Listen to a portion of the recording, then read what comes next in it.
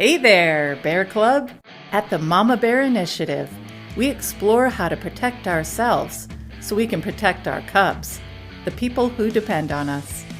Join us and get the confidence you need to stay safe, make good choices, and protect yourself and those you care about. Let's go! Hello and welcome back to the Mama Bear Initiative podcast. I'm Stephanie Dunham. I'm Evelyn Mason. I'm Rochelle Knapp. We'd like to thank you for joining us today on this podcast episode. It's been a couple weeks since we recorded anything. We were away on trip. Yes, what a trip. Yeah, what a trip. It was hot. Super humid. Super humid, and we were camping. Yes, And it so was there rainy no the escaping. first couple of days. Yeah, there's no AC to be had unless you got in your car. Yeah, which some of us did. Yeah. Yeah, but we're back, and I think we've got a fairly in-depth concept to talk about today that I feel it's important to me. It's like the basis for pretty much any self-defense training I do with anyone. Yes, a very important concept for sure. It's definitely foundational. Yeah, because I feel like I've heard way too many stories of people women specifically, who were assaulted in one way or another and felt ashamed and never did anything about it. Yeah. Didn't go to the hospital, didn't go to the police, didn't do anything about it, and years later suffer from whatever trauma they had about the situation, which includes not ever seeking justice. Right. Yeah, just trying to push it away, okay, let me put this in my past, or even, deny it happened or whatever. Right. It's just, it's impossible to do that and be healthy. Yeah. Yeah. So, what we want to talk about is this sort of concept about continuing to fight, even if a situation you're in is going all the way to some kind of an assault. Yeah. Even if you can't escape it. The idea of continuing to fight, even if that's internally and mentally, is some ground. We want to lay some groundwork for that. Yes. Okay, so let's start with laying some groundwork with what we mean by just keep fighting. If you're trapped in a situation, you can't get out of it, accepting it is the first step, I think, realizing what's happening, but not letting yourself be defeated, not letting yourself fall into going out of your mind and just letting it happen to you. And it's very hard to do that. But it's important to keep your mind and keep your wits about you when you're faced with this type of situation. Yeah. I think the idea of this bad thing is happening, I'm accepting that it's happening, this is real, and I can't just get out of it. Right. There's no quick fix to this. Right. I remember watching a documentary about the person, a guy who got lured to Jeffrey Dahmer's apartment and was basically trapped there with Jeffrey, and realized fairly quickly he was in a very life-threatening situation. He basically maintained his cool and strategized quite a bit, and ended up at one point defeating Dahmer and getting away from him. It took hours, but he eventually was able to strategize things, manipulate Dahmer in a way that got him in a position where he could hit him really hard and run away. Yeah. Yeah. And that's kind of what we're talking about, is staying out of the freeze or even the fawn. I mean, to some degree, I think the guy was fawning, but he was pretending. Right. And that's the difference. It wasn't just a coping mechanism, but it was part of his strategy. Right. So I feel like the first thing that comes with even getting into the fight state of mind is realizing you're entitled to protect yourself. Right. Yes. And if you guys want to go back and listen, I think it was our first episode, where we really get into depth about that, but we're going to touch on it here. Just that idea of you are worth protecting simply because you are, you are yourself. Mm-hmm. You are a person. You have worth, just inherent worth. And a lot of times I think we think that about other people that we care about, maybe our kids or our mom and dad or, whoever, but we're worth protecting as well. Right. And if you have that sense of self-protection, that's going to motivate you to do what you need to do. Yeah. To stay safe and to make better decisions. Like, I don't know, it could be anything. It could be just simply locking your door when you get in your car. Right. Mm-hmm. That is I'm worth protecting mentality. Mm-hmm. Yeah. That's taking your own safety seriously. Right. And realizing it's not just I'm worth protecting, but it's my job. Right. Yeah. It's your job to protect yourself, especially if you have family, children, husbands, wife, whatever, girlfriend, boyfriend, whatever. If you have other people relying on you, you need to take care of you. Right. And if you can't get away and you are in a situation like that, accepting that it's going to happen, but there's still hope, not giving up that hope that you are still protecting yourself in the sense that you're not letting it take over your mind and just giving up. You're still fighting. You're still conscious and aware of what's happening to you, and you're still looking for a way out. You're still looking for justice. You're not just giving into it. And it's not easy, but it's possible to keep fighting through whatever's happening and keeping your presence in mind. So it's really a mindset. Before any skills or anything is deployed, it's a way of thinking. Yeah. And the other aspect is what Rochelle mentioned, seeking justice. Right. Which I think it's important to start with. I'm worth protecting, but I think it's maybe even a little bit higher to seek justice for a wrong. Right. Yeah. To fight through your own shame, whatever the situation is, whatever society says about you, from whatever your experience, whatever it is, but to keep fighting to get justice for a physical assault of some kind. Yeah. Yeah. All the way through, even, I was thinking about different cases that I've studied, and how a woman would be in a situation and then she would get out of the situation, report it to the police, be available and active in seeking justice all the way to appearing in court, all the way to seeing that person put behind bars.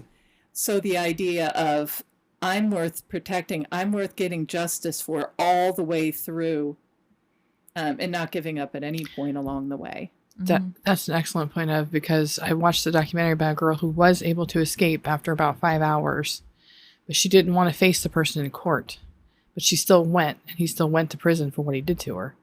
That she did not give up the entire time, as hard as it was for her to stay in it. She got out of he had her chained up. She somehow got free, ran outside and flagged down the driver, and they took her to the police station. Like, she did what she had to do to get free, and she's only there. 5 hours of terror is still terror either way. But she kept her wits about her. She got out. I think one of the things that you have to have in these situations, if you're going to have a mentality of protecting and and seeking justice, is anger. Right. Yeah. As far as I understand it, anger is what motivates people to seek justice. Right. That's why I feel that's why we have that emotion. Yeah.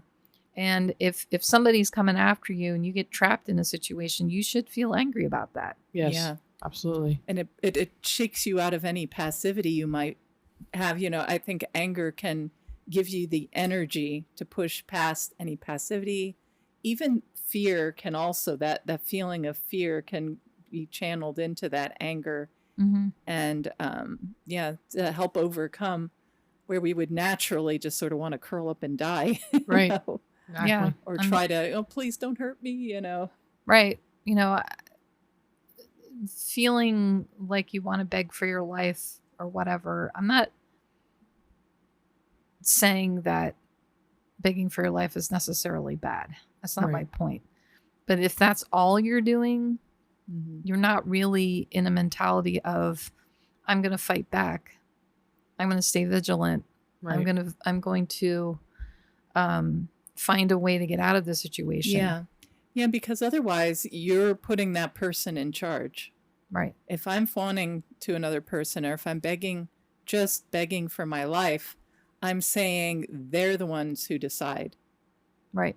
Instead of you thinking to yourself, I'm going to stay alive through this. Yeah. Right. Unless something drastic happens and I can't, I'm going to fight to the end, one way or the other. So I'm not handing over the authority that I have over my own life Right. to someone else, no matter how threatening, mean, scary, and no matter how I feel about it. I'm not giving that to them. And I think trying to cultivate that. Yes. Mm-hmm.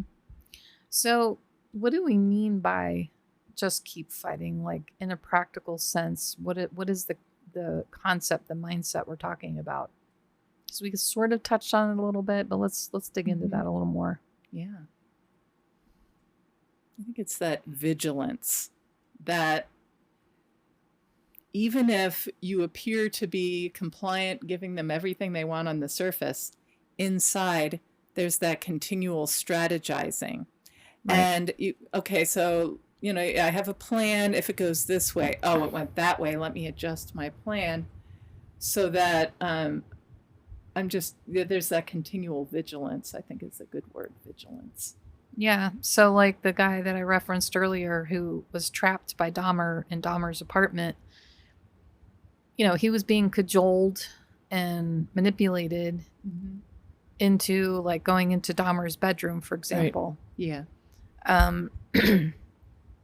But he kept, like you said, he kept his wits about him, and he was complying, realizing he was in a bad situation. But at the same time, he was remaining vigilant for any opportunities that presented himself. And it took hours before something manifested itself where he felt, because I think Dahmer had a knife at one point, and the guy might have been tied up in Dahmer's bedroom. Right. There's things that were happening that were putting him in danger. He was strategizing and, adjusting to the situation by remaining vigilant. Right. Internally, even though he wasn't giving away any signals that he was strategizing or trying to figure a way out. Right. Yeah. And I'd like to note, it doesn't take a special person to do this. It takes anybody can do this. Mm-hmm. You can have that presence of mind and that way to strategize. You don't have to have any sort of special skills. Your survival instincts are strong enough, and you can make them strong in the moment and not comply. Yeah. You can do it. There's no reason to think you can't. Yeah. And that idea of developing that mindset, and that's something we can do when we're not in a situation. We can develop that mindset of, I'm worth protecting, and I will keep fighting. No matter what, I will not give up. There is a way. There's always a way. I just have to, see what, as Steph mentioned about being vigilant. There's the opportunity, and here's what I can do. Right. And also, that mentioning that it can take hours. It could even take days. Yeah. People have been prisoners of war. Not that I expect, not that we expect any of our listeners to become prisoners of war, but there are ways that people survive these things. Yes. And go on to tell their stories and encourage others.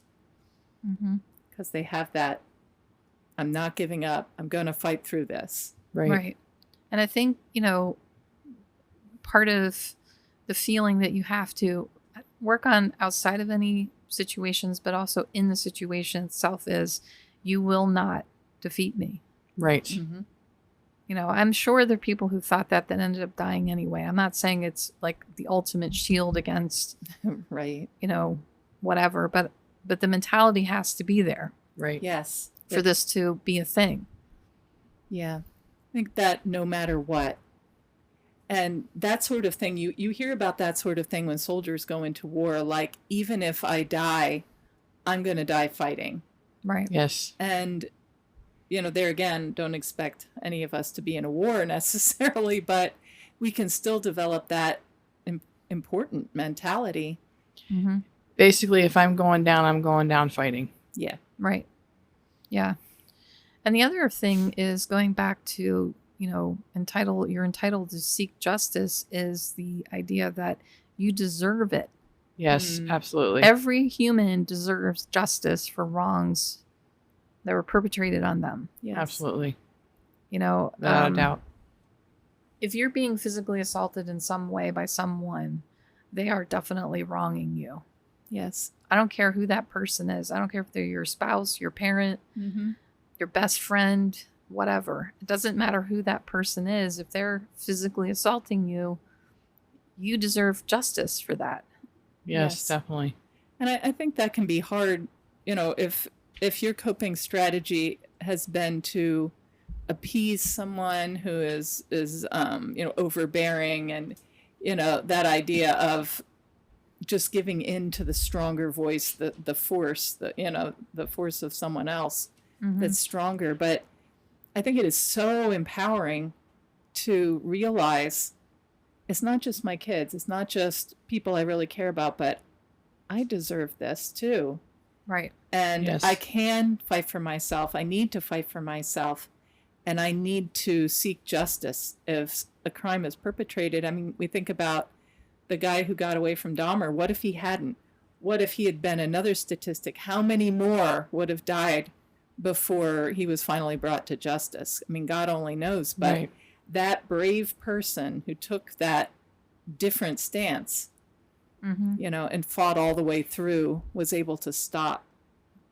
And I'm pretty sure most, if not all, of the people who got away were the reason that the criminal was finally arrested. I believe that's to be true. Probably. I've seen that again and again, and just, I mean, not that I'm an expert by any stretch, but it's very encouraging to listen to these stories and to read these stories and whatever, and just think about that. Like, I want to be like that. I want to be someone who will keep fighting no matter what. I wish I could take the entire world and like wave my hand in their face and say, come on, you deserve justice. Yes. Yeah. Yeah. I mean, I can't though, because there's 7 billion or 8 billion people. And they're but you are a firstborn. So but I'm here on this podcast saying it. Yeah. You deserve justice, absolutely. Whoever's listening, you deserve justice for any wrongs perpetrated on you by another person. No matter what you've heard, no matter what you've thought, no matter what you've experienced, you deserve that. Yeah. And, in the moment of, as terrifying as it is, because I think Clive basically said that feeling fear is normal in situations where you're being assaulted, but it can't be the primary motivator for action necessarily. It's just recognize it's there and keep moving. Yes. Don't stop moving no matter what you do. Yeah, don't let it paralyze you, but there is a certain amount of energy and fear that can be put to use. But, despite the fact that you might feel fear, you still want to do what's right. Yes. Which is defend yourself. Yeah. And even if defending yourself looks like we're talking about being externally compliant but internally vigilant, looking for an opportunity, it's still fighting. Yes. You haven't given up yet. Right. And given into the fear, given into the situation. Right. Which is what we're fighting for in this conversation. Yes. Yeah. So let's talk about what continuing to fight actually looks like in a practical sense, because I feel like, we're talking high concept here, but we're not necessarily giving like actual physical strategies. So let's talk about it. What could we do to keep fighting?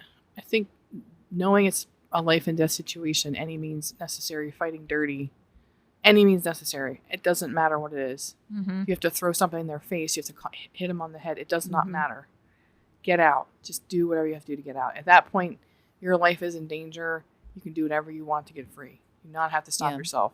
Now, obviously, don't stay and keep beating them up. But if you've got them enough, away from you enough, or unconscious or whatever, get out. Don't worry about it. Yeah, I think the guy who was dealing with Dahmer somehow managed to hit him really hard with something. I don't know if he had a weapon of some kind or just hit him with his fists, or I don't know what he did, but he was able to hit him hard enough to stun him to get away. Yeah. And fighting dirty is like, we live in a society that praises and prizes MMA fighters and other sports, martial art, Yes. people or boxers or whatever. But those people have rules, Yes. right? Those people have to follow rules and they have to keep it clean. Because fighting dirty looks like gouging eyes, Yes. Biting. Breaking limbs. You know, breaking groin limbs, shots. Yeah. grabbing hold of somebody's groin and pulling really hard, or stomping on feet, or stabbing them with a knife or something. It's not, we're not playing fair. Right. Yeah. It isn't about that. Yet it isn't about the rules. Yeah, we're not playing surviving. by any rules in that. No. If I were the guy who got caught by Jeffrey Dahmer, if I got caught like that in a situation, I would be doing whatever it took. Yes, definitely. And I would be as dirty as it could be. Right. And I think the key is that we're not doing it from a malicious standpoint. Oh, Right. Survival. So that idea of keeping our own hearts pure, even while we're using dirty strategies, Right. so it's that balance, so that we're not overdoing it.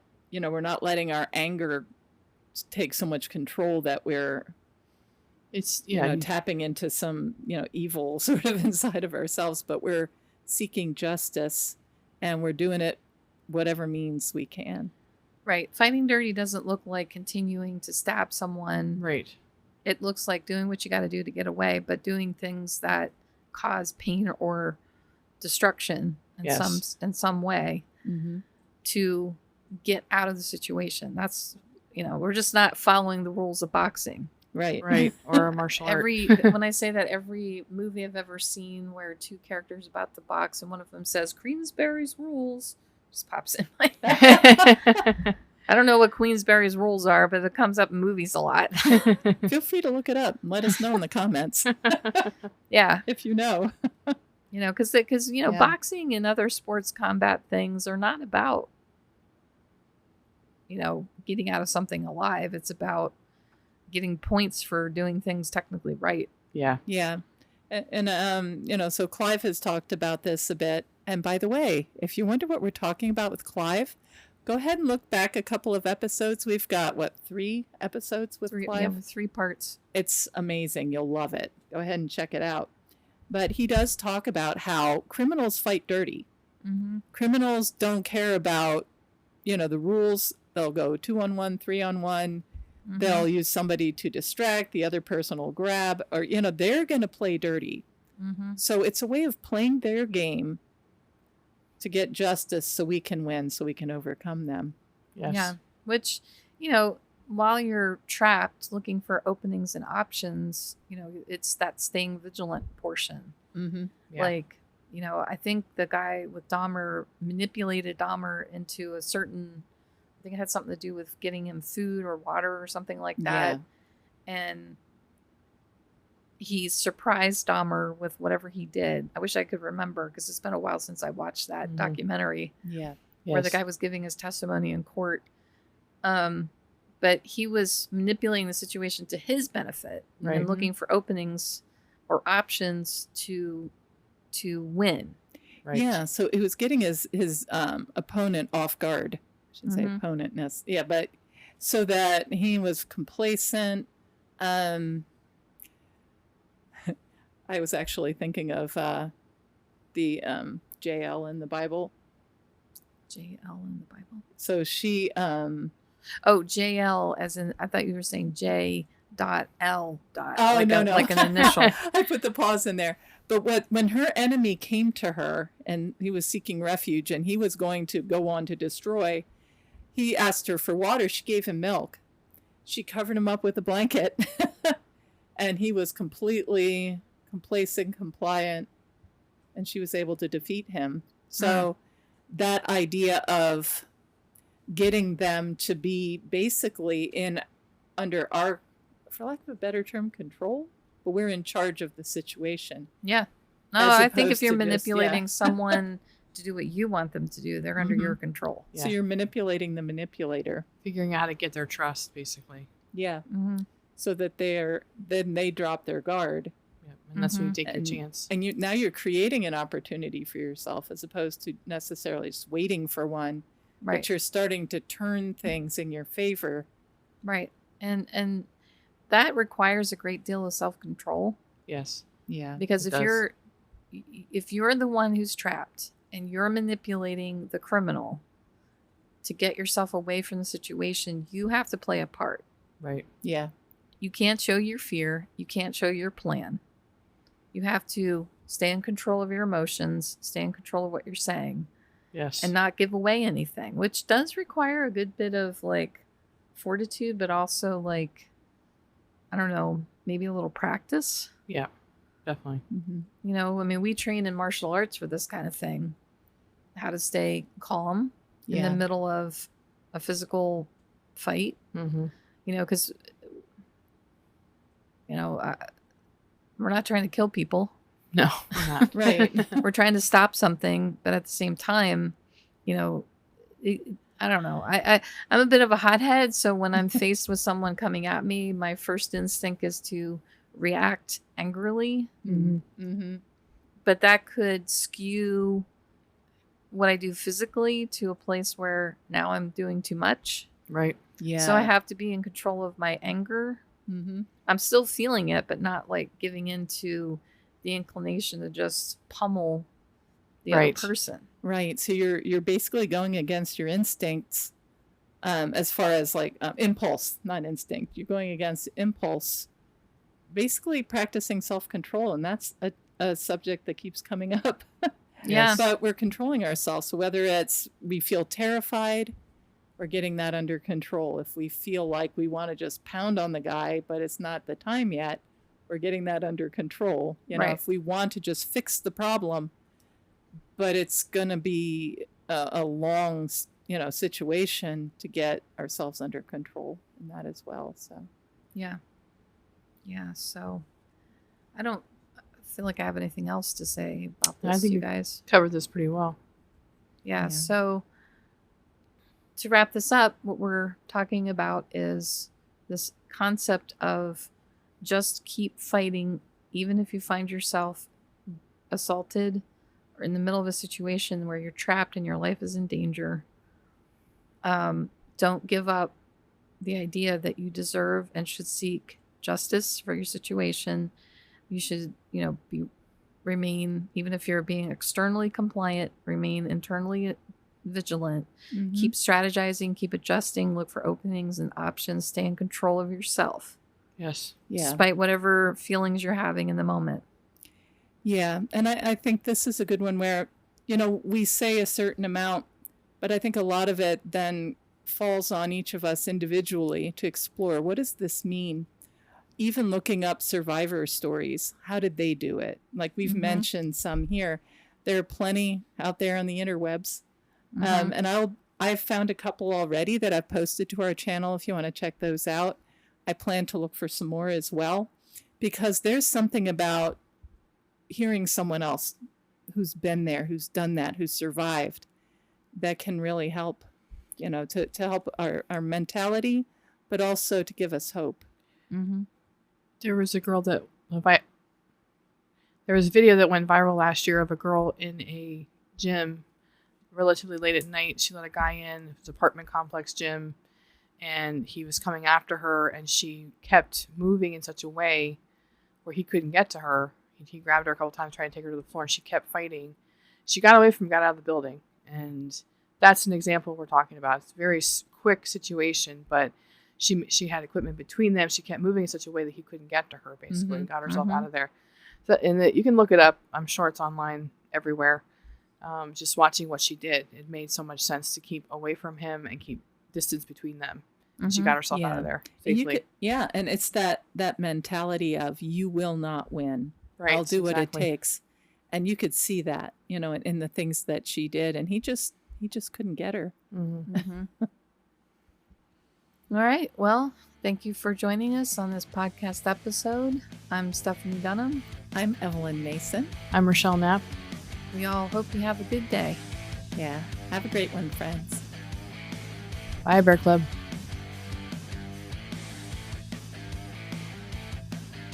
We hope you enjoyed today's episode. Thanks so much for joining us as we discussed such an important topic. We hope you got some food for thought and encouragement to keep going and keep growing.